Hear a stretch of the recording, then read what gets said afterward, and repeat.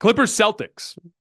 So I've kind of talked in my contender tiers and stuff about these like different archetypes of teams, right? And specifically among the contenders, to me, there's two archetypes. There's the big traditional playoff teams, right? These teams have huge front courts. They kind of like play like a rock fight style of basketball, right? Like this is your Milwaukee Bucks. This is kind of Philly kind of falls into this mold as well. This is the Denver Nuggets. This is the Minnesota Timberwolves. This is the Los Angeles Lakers, right? These big bruising front lines that are built more around the traditional basketball build, right? And then we have like these perimeter oriented teams. These are the teams that like they don't really have excellent rim protection, but they just have a boatload of guys that are multi-level scorers that can mix people up off the dribble, that can attack closeouts, that can play driving kick basketball, and they're typically a little more thin and they're typically smaller, but they're typically a hell of a lot more skilled.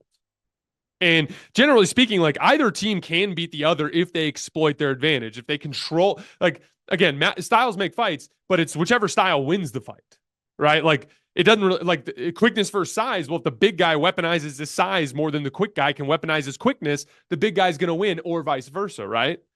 But like this was an interesting example of the two top teams that I have in that perimeter oriented archetype. I kind of redid my contender rankings last weekend with the Nerd Sesh guys.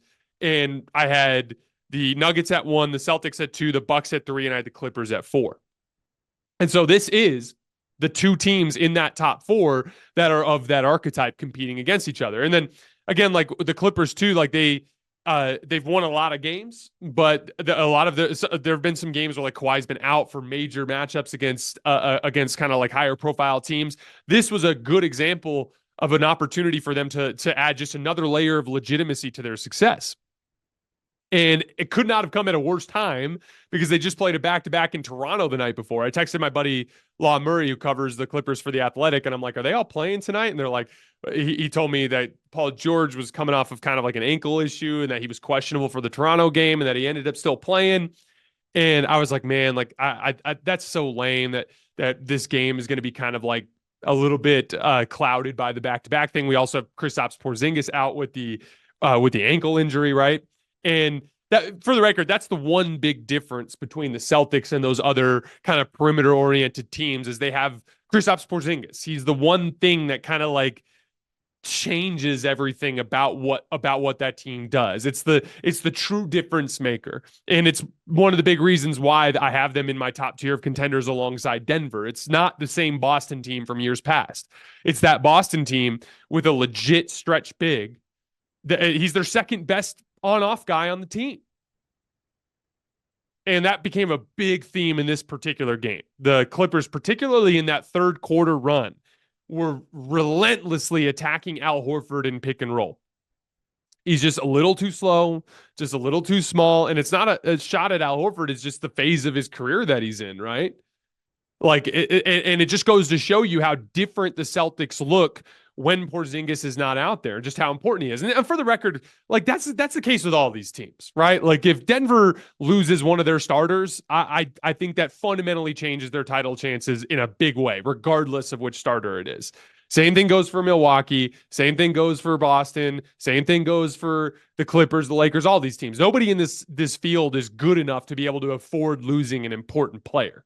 But I thought you saw tonight just exactly how important Kristaps Porzingis is. Al Horford actually this season that has a negative on-off rating for the Celtics. And it just goes to show you the difference between those two and what they can do. First of all, Porzingis is a type of pick and pop player that actually draws attention from the defense. There are a lot of like pick and pop bigs that teams will concede jumpers to. Al Horford is one of those guys. When Al Horford picks and pops, you just kind of live with the results.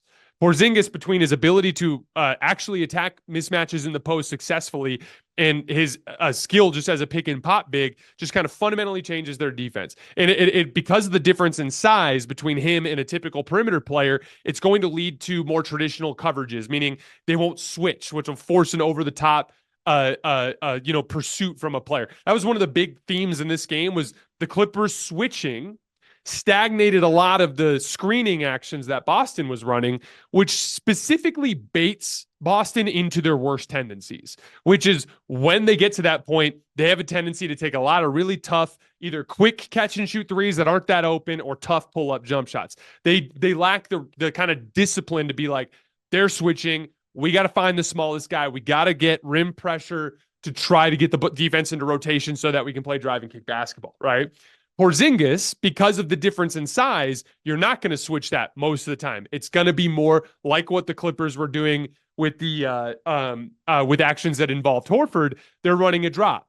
They're chasing over the top, right? And so that kind of goes to show you with Porzingis, he just gives you the ability to make the Clippers play a different type of defense, right? But like that went a long way in this particular game. Porzingis being out, attacking Horford and pick and roll as much as they did, the switching to stagnate Boston. And then honestly, like if you really start to get down to it, I think the Celtics are the most talented team in the league. I think that's pretty clear. And I think the Celtics down the roster are more talented than the Clippers are. But if you look at the top guys, it's like, is Kawhi Leonard better than Jayson Tatum? Yeah, he just is. He just is. Is Paul George better than Jaylen Brown? Yeah, I think so.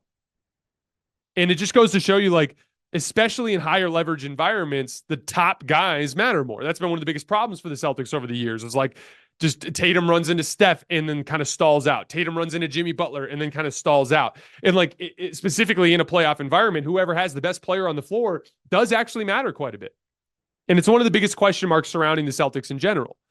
Will they have the best player in a series against the Bucks? No, they won't. Will they have the best player in a series against the Sixers? Yeah, Tatum's outplayed Joel Embiid pretty consistently. I think we can state that unequivocally. Would Jayson Tatum be the best player in a series against the Miami Heat? Like, it's a toss-up. Some years he outplays Jimmy Butler, some years he doesn't. Say he gets out of the conference and goes into the West. Is he the best player in a series with Denver? No. Is he the best player in a series with the Clippers? No. Is he the best player in a series with the Lakers? I don't know. Like, I think Tatum's a better regular season player than both LeBron and AD, but in a playoff setting, I think you may very well take both of them, right? So, like, it just goes to show you, like, how that can play a bigger role down the line in a game like this. Like Kawhi Leonard and Paul George are just better two-way basketball players than Jayson Tatum and Jaylen Brown, and that goes a long way towards that dynamic. The Clippers have arguably been the best team in the league after the Harden trade, not by record, but just in terms of the amount of impressive wins that they've been putting up. This Daniel Tice signing has been a home run. Like obviously he came in as a result of an injury, but like his ability to pick and pop, once again, the same kind of concept that we talked about earlier involving the coverages, like his ability to pick and pop just opens things up in terms of the driving lanes, especially with James Harden in pick and roll. But I thought when I was watching that game today, like I thought it was a textbook example of two teams that play a similar style, but the Clippers are disciplined and deliberate about getting the right shots, and the Celtics are not. Now, before we go too negative on the Celtics, because I'm not changing my contender ranking based on this particular game, Porzingis being out is a huge deal. They need him to win the title. They just do. He is the difference maker between the Celtics and these other teams at the top of the league. Boston was also really sloppy. They were really sloppy in transition defense. They kept getting beat down the floor. They were turning the basketball over. I thought also, like, it was a textbook example of a game where the scoreboard doesn't really properly reflect the difference between the two teams, because I thought the Celtics kind of lost spirit a little bit. And a lot of times when that happens, it can be a landslide. When one team is playing with confidence and another team is playing utterly without it, the gap can build pretty wide. And then you could play again and the confidence dynamic can, flip, and then it could be completely different. Right. But yeah, really, really interesting game. Shout out the Clippers. How many times have you seen teams in the NBA this year be like, oh, we're on a back-to-back on the road against a really good team. Screw it. Let's just go home. Let's float through this game and get out of here. And that's not what happened. They showed up, they kicked the Celtics' ass. I thought it was really impressive.